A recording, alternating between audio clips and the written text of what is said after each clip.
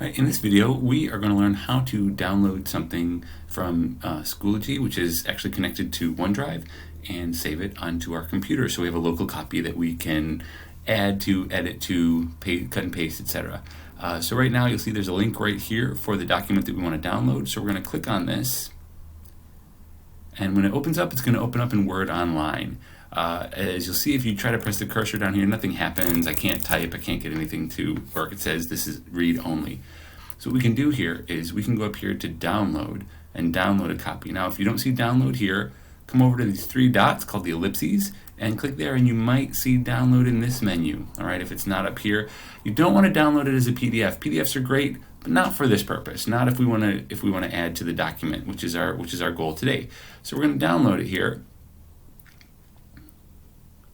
and it's going to give us this dialog box here. And what I like to do is I like to just put my last name in front of that. That way I know that it's mine. I know that it's not the one that I downloaded, or I know that it's not the document on OneDrive, and I want to save it into my documents folder.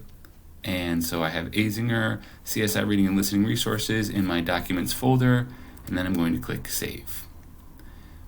So a couple nice things are going to happen. First of all, if I want to open it right away and start editing, I can just click it right here. And you'll notice now the difference is if I click on it, I can start adding my name.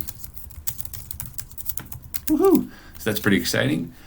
If I close this out and want to find it again, I don't want to save that right now.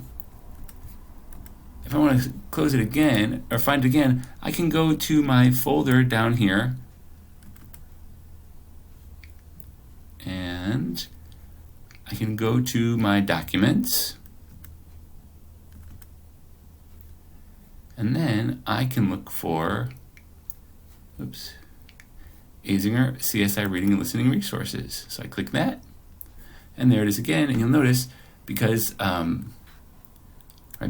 see that my name is up here at the top, I can click on it and I can keep going. Right?